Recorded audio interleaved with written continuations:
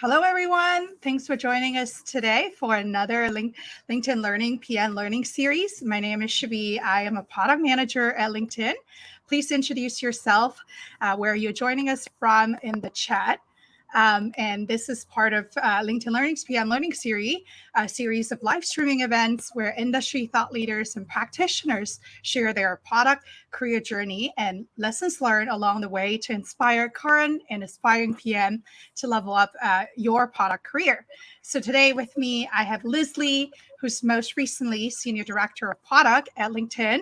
And in a moment, we will talk about Liz's experience leading product teams at LinkedIn, but she works on some of the features that most of us are most familiar with. So content experience that includes the feed experience, creator, and content. So Liz, in a moment, we would like to hear from you, how you build product at LinkedIn.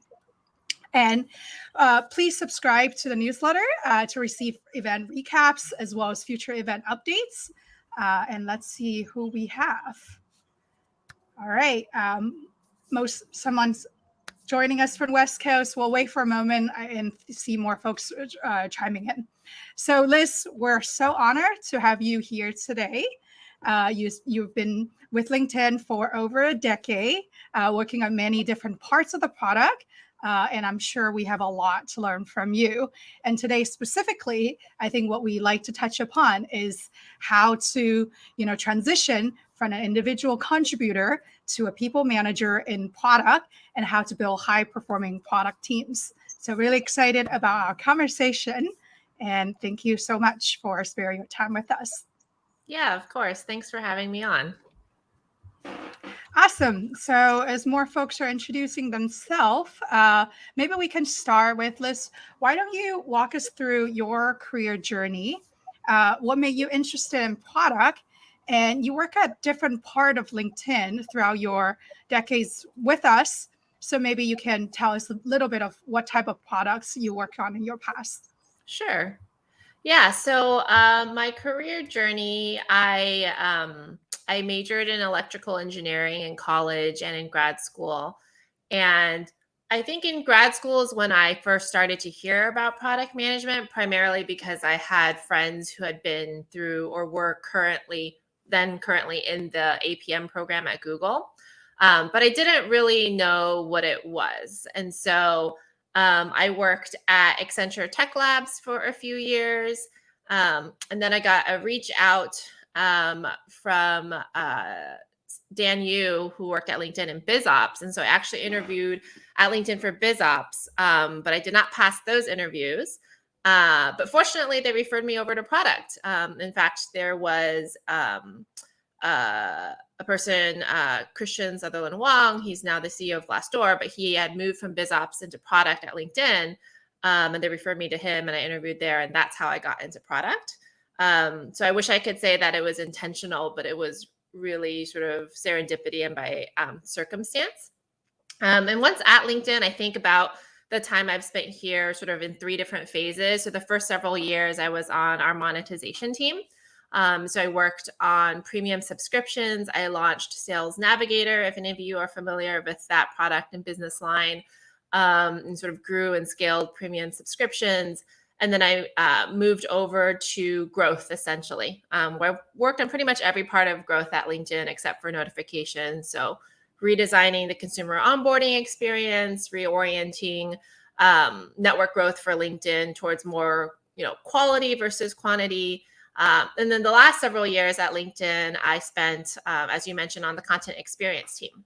So that's, feed, creators, content, anything having to do with people sharing content publicly on LinkedIn like this. So it's great to actually talk with you, Shabi, because I feel like you are such a great user of the feed and such a great creator. So Thank you. Honored. Yes, heavy users of a lot of our content features, feed, events, newsletter, and also wanted to say hi to folks who are joining us live today. We have Trista from Maryland, Casey from Buffalo, New York, a lot of folks from Maryland, Raju from Princeton, someone from Finland, Pandita, Isa from Dubai, from someone from Berlin, Germany, Canada, London. Thank you so much for a very international crowd and knowing this is Friday afternoon or Friday night for most folks. So thanks for joining us. All right, Liz, why don't we start from, we all know that what got you here won't get you there. So when you first becoming a people manager for the first time from a product IC, what were some of the most difficult challenges for you? What comes natural to you? What wasn't natural?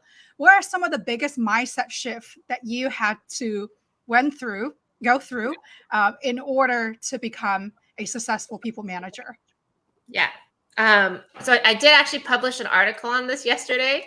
So timing wise is pretty good. So for me, I'd say like probably two big components of shifting into a manager role is one is like coaching, which did come pretty naturally to me. That was part of why I wanted to become a manager. I enjoyed mentoring folks. And, back when I was in grad school, like the reason I was in grad school is because I wanted to be a professor.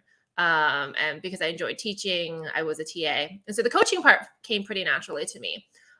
What didn't come naturally to me was letting go of some of the things that made me really good as an IC. And so I think that's something that you'll see often. I think most organizations and companies will promote you to management partially or even primarily because you're a really great individual contributor, which makes sense because that is, the type of work that you have demonstrated thus far.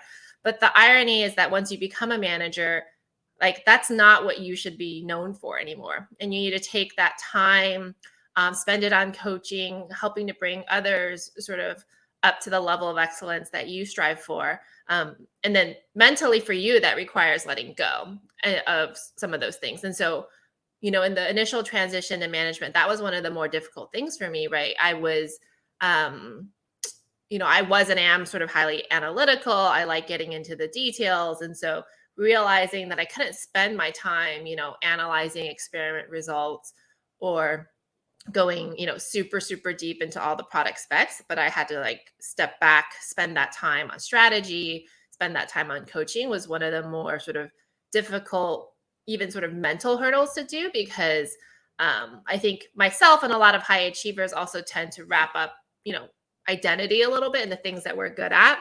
And so there's a little bit of, I'm letting go of these things that I was good at, that people knew me to be good at so that I can be better at this management part. So that was one of the more difficult transitions. Nice. I want to touch upon that part of the transition in particular. I also want to welcome the LinkedIn community. If you have questions for Liz, feel free to drop them in the chat and we'll pick them out from time to time. So Liz, you mentioned about letting go. I think a big part of it is learning how to delegate, right? Like learning when to trust people to give them, to work on it.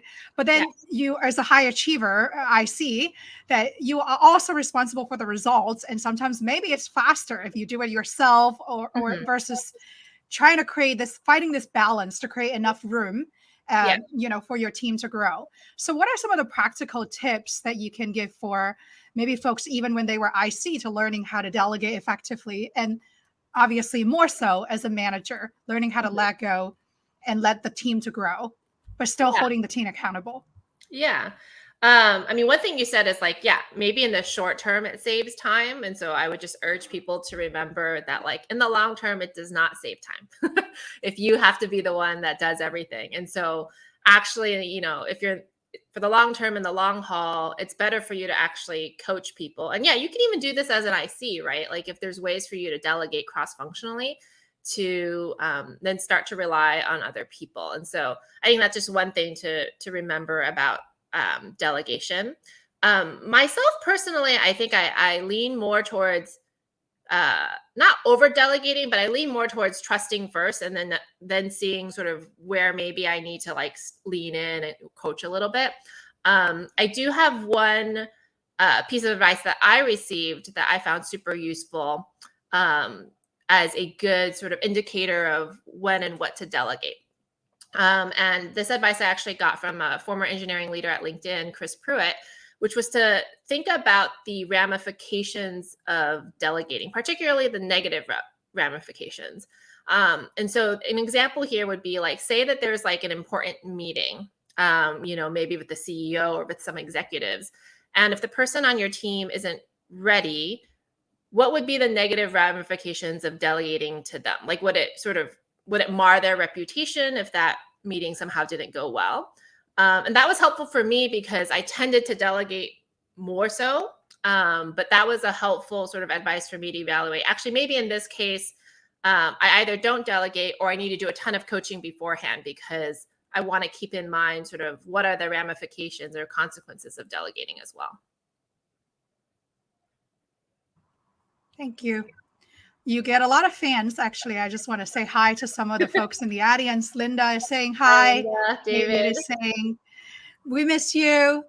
We do have one question just to follow up on that. Maybe Payush is asking, do you see yourself leading by example first? And you mentioned about coaching. If you can elaborate a little bit more about that, and then before you start delegating. Yeah, definitely. And I think it's easier for people to understand what to do or how to do things if they can see it. So definitely leading by example. And I think the one thing to point out is be explicit about it too, right? So like if there's a particular area that you're trying to coach somebody on, and it's something that you're demonstrating, you have an opportunity to demonstrate in front of them. Like, once that has happened, and again, I kind of tend to think about maybe how you handle a difficult question or pushback from a stakeholder. Sort of lead by example, and then afterwards actually follow up with the person that you're coaching or plan to delegate to. Is you're like, hey, did you see sort of how I handled that situation? What did you think was good about that? How, do you have any feedback for me? But then also, is that something that you feel like you can do? Or if you can't, what are some of the things we would work on there? So like actually being explicit about that example and tying it to the area that you want to coach or delegate. Awesome. Thanks, Liz. So the next question I want to ask is about building high-performing product teams. So what would you define as a high-performing product team? Like what would be the secret sauce, or what kind of ingredients need to be in place for a product team to consider to be high-performing? Yeah. So when I think of a product team, I don't actually just think of the product managers. I think actually to be a really high-performing product team, that's inclusive of all your cross-functional partners. And I do think a key ingredient is feeling some sense of belonging, right? Of having really good cross-functional relationships and with the other PMs on your team. And so having that sense of belonging and then coming together and actually solving problems at scale is how I would think about a high-performing PM team. Awesome. So I also want to bring up one more LinkedIn members question as part of what you were saying, creating the sense of belonging, creating this safe environment and trust space. So how would you able to do that? Yeah. I might actually tie this back to the other question we just answered, which is sort of about leading by example. And so I think that's really important here, especially when you're talking about trust and safe space and essentially vulnerability. And so I think that's one of the things that I try to do is, be pretty open and honest about challenges that I'm dealing with, whether or not they're professional or personal, and sharing that with the team, as appropriate, and, sort of also explicitly sharing that it's a safe space. But I think it's most important for people to see that you are doing it, to know that it is safe for them to do it too. So I would say that's one way. Mm-hmm. I also want to touch upon a couple follow-up question. So a lot of folks asking about going back to, I guess, delegating, but also holding the team, accountable, right? One is, what kind of techniques do you use to maybe understand the team members before you make sure what to delegate? And then what if you inherit a team where, they might not be ready to step up? Like, what are some ways that you handle the performance of members of the team? Yeah, those are great questions. To the first one, sort of about understanding folks, I think it's really important to understand what people's motivators are.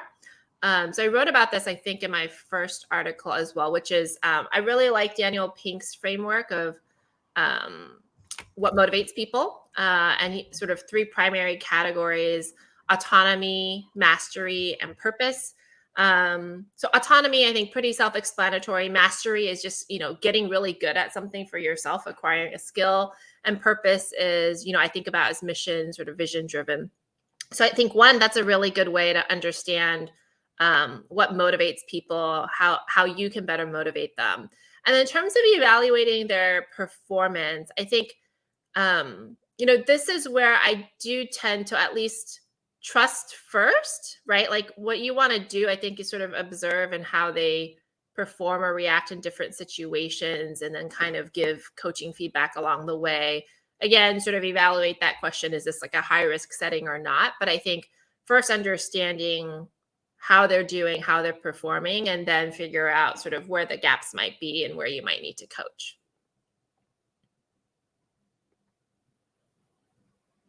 Okay, Shabi, I think you're muted.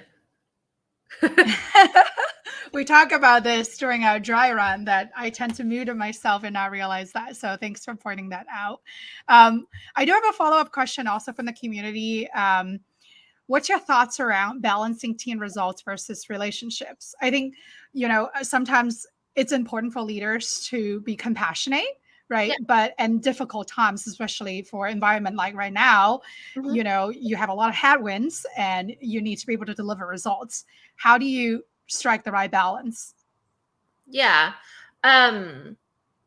So what I mentioned before about the sort of motivational framework, I think is helpful, because once you understand that, then you can, first of all, find people the right sort of projects and opportunities that also align with sort of the results that you are trying to achieve and the goals of the team. But I think having that frank conversation with people about their motivators, and them knowing that you're helping them sort of drive towards that, is really helpful for the relationship.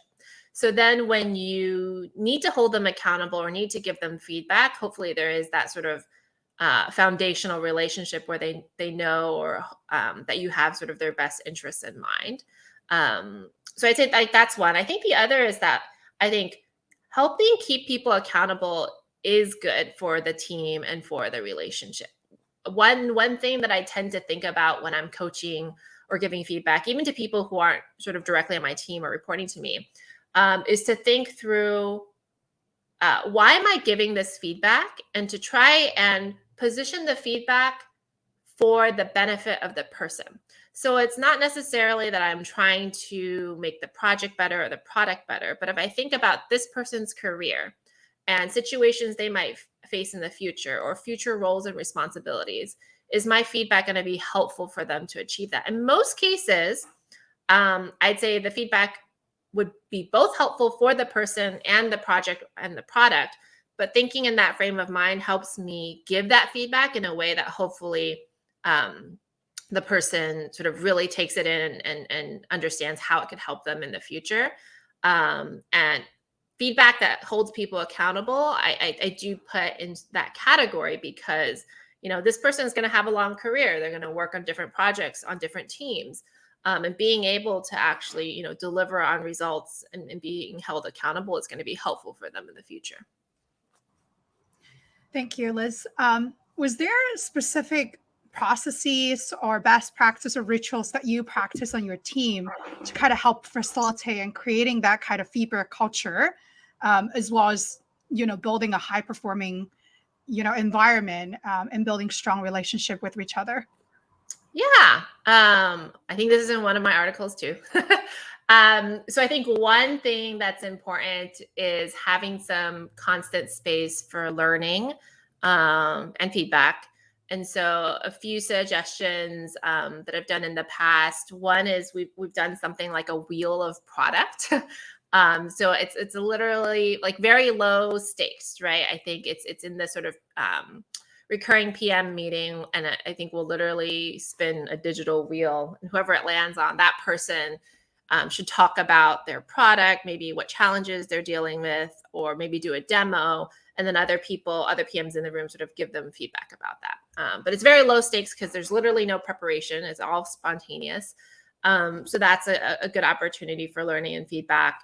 Another one that I've done is bringing outside speakers in, either outside to the team but internal to the company, or maybe it's somebody outside completely to talk about a certain topic, or product teardowns. Right, this one requires a little bit more prep, assigning somebody every week to kind of bring in a product that they've been looking at, or they want to sort of analyze with the team, and so that's always super helpful. So that's sort of on the learning side. And then on the kind of like team gelling, team relationship side, I really like doing some sort of icebreaker on a recurring basis of like just trying to get beyond, especially in this mostly virtual environment, of like trying to get beyond like just talking about work all the time, but what did you do sort of on the weekend? Getting to know people as people outside of the screen. I think it's even more important because virtually, like, you don't have the hallway conversations to kind of understand your coworkers a little bit more deeply. So those are a few of the things that I like to do in recurring PM meetings. Awesome. Can you hear me fine? Yes. Okay. I had a little bit of a technical issue on my side, but I do Yeah. like to bring up a couple more questions from the Mhm. community. One from Elmira around how do you balance managing different type of relationship, especially the one around advocating for your team, bring visibility, but Mhm. also managing a lot of expectation up and down across while being a great leader. Mhm. I'm not sure if this question is focused on like in terms of time spent, but I'll go ahead and I guess answer it that way. I think it depends on what's needed at the moment in time in terms of the balance of advocating or managing expectations. One time, sort of in sort of every company or organization's uh, uh, time cycle, that I think it's really important to make sure you're advocating for your team is during performance management times, right? Like if it's annual review or something like that, like definitely make sure you're spending your time on that. You know your team well, what their accomplishments are. Most organizations have or at least of some size have some sort of calibration process, and so that's really important that you're advocating and representing your team. Other times when it's something business critical is going on, maybe when things aren't going well, you really need to hit on some results, like then you need to really focus on stakeholder management or really focus on execution. So I think it's all dependent on sort of what are the priorities at the time, and you should expect that sort of balance to shift over time. Mhm. I like the situation dependence, but also advocating for team during performance review. Um, I have one question for Tim Mai. Do you ever find, there's challenging times to needing to motivate the teams to consistently deliver? I guess, especially during maybe economic downturns, what were some of the best practice that you have around motivating teams and especially in tough times? Yeah. Understanding the motivators, which I've covered. Another practice that I've tried to do, not always consistently, but I've tried to do, is just getting a gut check on how folks are doing as well. And my favorite sort of practice for this is asking the, scale of 1 to 10 question in terms of like your happiness level. So getting that answer on the scale of 1 to 10, but also very importantly to get a calibration of what their normal range is. For instance, I am like normally a 6 or a 7, and I'm almost never a 10 or a 2. And so, but some people are really different, right? So I think that's a good sort of gut check question to understand how people are doing. And then that can lead to more questions thereafter. Um, I think when people aren't delivering, I think it's important to understand why, right? Like, is it a skill thing, or is it a motivation or sort of a circumstantial thing, right? Like, are they going through something difficult at this point in time? And understanding that, then you can figure out how to help them help them or help the team get to that level, right? If it's a skill thing, see if coaching can bring them there. If it's a circumstantial thing, maybe it's a project or an area where you need to add on additional folks to help out. If it's temporary, and if it's long term, then figure out a plan that way. But understanding the motivators, understanding if you don't have consistent delivery or you have under delivery, the reasons for why. I love the scale 0 to 10. My manager use that on the team as well. And Uh-huh. similar to you, my normal range is 6 to 7, just in case if people were like, is that good or is that bad? Learning how to calibrate. I like Yeah. the understanding if it's skill or circumstantial as well, because then it really pinpoints the problem of like why a member is potentially low performing or having motivation issues in the moment. We Mhm. have a couple question actually related to around how do you consider about transition from IC to people management? Because I think in product we tend to emphasize a lot about product craftsmanship, and some people Mhm. are indeed probably better working as an IC building product versus thinking through all the people management issues. So what are some of the key traits that you would think as someone who's currently an IC thinking about transitioning into a people management role? Yeah. I think most importantly is, why would you want to be a people management manager? Like, do you enjoy coaching, mentoring, feedback, or would you sort of rather just focus on the work? So I think that's a key question. One way to sort of evaluate that is like maybe think through the last month of work essentially and try to remember like what were the times that you felt the happiest or felt like you were in flow, right? Like was that, when you were super deep in a product spec or something like that, or was it when you were talking to your team members or in one-on-ones? I find that that's sort of a helpful way to kind of evaluate where you are sort of on that spectrum. um, and then another is just sort of related, but calling back to what I was sharing earlier is like, are you somebody who gets their energy from like doing the product work yourself, analyzing experiment results, like getting super deep into, um, the pixels, right? Like the user experience. And are you okay with not doing that yourself, right? Or not, at least not doing it for a significant part of your time. And so I think those are some questions to ask yourself to know, like, should you even move into people management? The last one I will bring up is that if you are like a true sort of deep subject matter expert, I'd say like that's probably maybe a stronger motivator for being in sort of an IC or like a very senior IC track. My observation is that they are those kinds of leaders who may not be direct people management managers are kind of few and far in between. And so that's actually a really good niche to be in as a really senior IC if you're like, if you are obsessed with SEO, or if you are like a really good AI PM. Like I think those are really strong career paths for being a senior IC. Um, so that's another thing to consider is like, are you more of a generalist or do you really want to have a very specific focus in your product work? I like the how much detail you want to get into, and then like the focus on product work versus coaching and personal preference. I think we're almost coming up in time, so I want to transition to the last part, which is around career principles and accelerating personal career growth.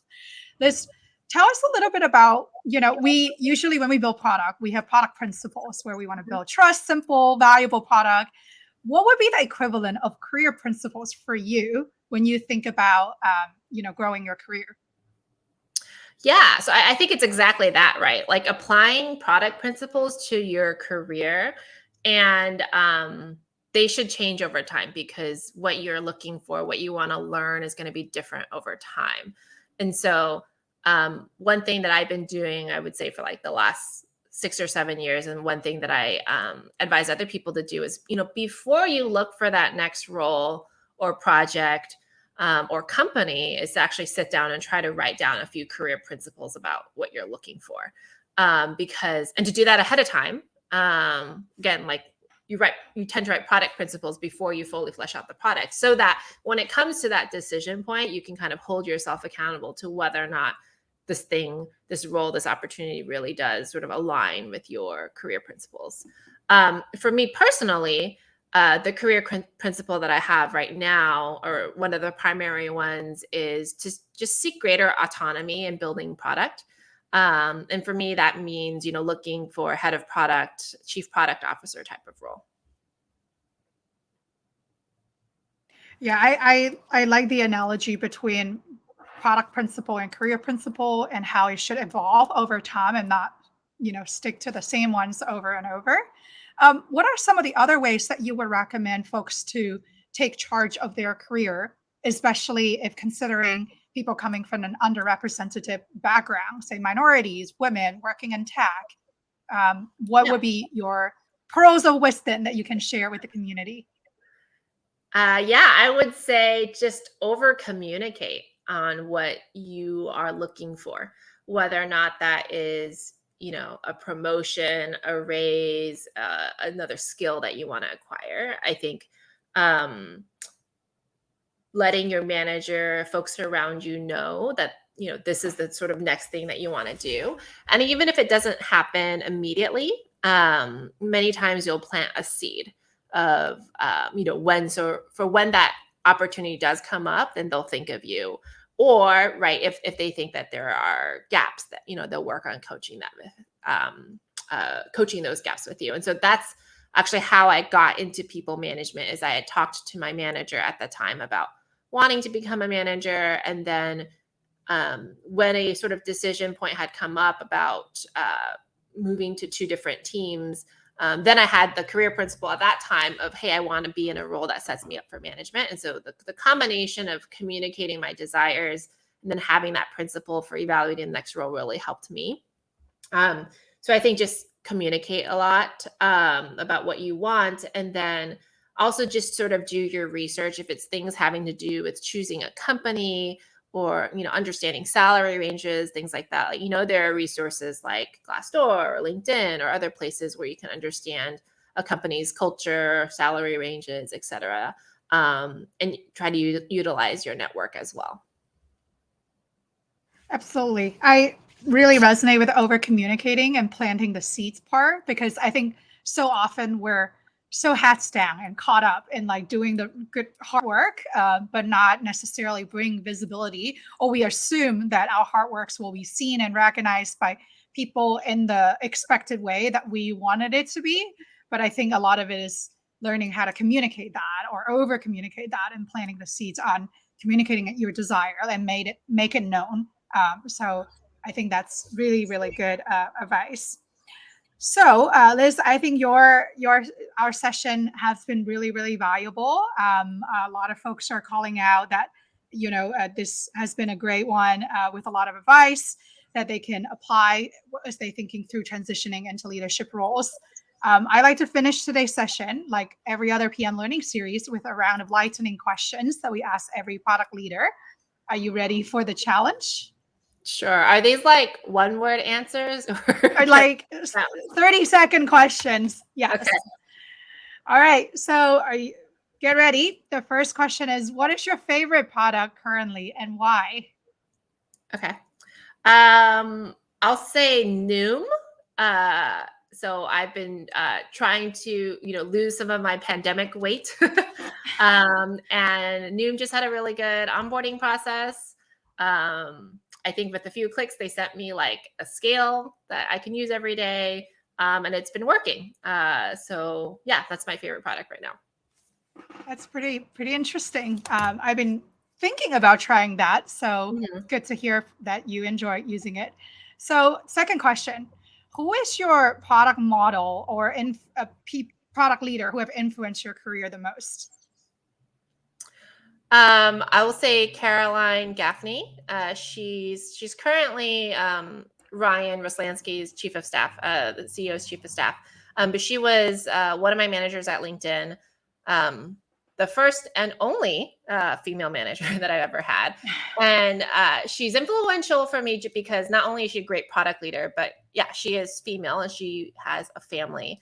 And so I think seeing her sort of do the people management, do the product leadership, made me believe that I could do that as well and have a family. And so that's definitely had a lot of impact on my career. Leading by example. Yeah. That's awesome. What is one final piece of advice or resource? I know you mentioned about your newsletter. We'll include that in our recap article so that folks can go to refer to them. What else would be, say, a parting advice or resource that you like to share with the community? Sure. Well, follow you, Shavi, but I guess if you're here, then probably you already follow Shavi. Um, I'll give some more general advice, which I tend to do for folks who are interested in product or interested in changing roles, which is just to be super curious all the time. You know, download the new apps, products that you're hearing about, use them, be super analytical while you're using them on why did they build this way. You know, yeah, why is the discovery of features this way? You know, what could be better about this? What works really well? So I feel like that's a really good way to hone your product sense. And then maybe taking that even one step further and actually discussing it with other people, like I mentioned, in sort of a product teardown kind of thing. I like that advice. I actually wrote a post about it, and thank you so much for recommending people to follow me. But I love that advice to just think through, put yourself in the shoes of a PM for every product that you use, and asking why do we design things a certain way. And thank you so much, Liz. I think your advice has been really valuable. The LinkedIn community thanks you for your time. Abelie is thanking you. Stacy, thank you both. Thank you for the valuable session. And so, yeah, it's great time with you. Time just flies so fast, and 30 minutes just gone by. But thanks again, Liz, for your valuable sharing. And we'll be recapping some of that and send it out next Wednesday on our weekly newsletter. And yeah, stay tuned for more programming from the PN Learning Series. Thanks, Shavi. Bye. Thanks for putting this together. Bye. Bye.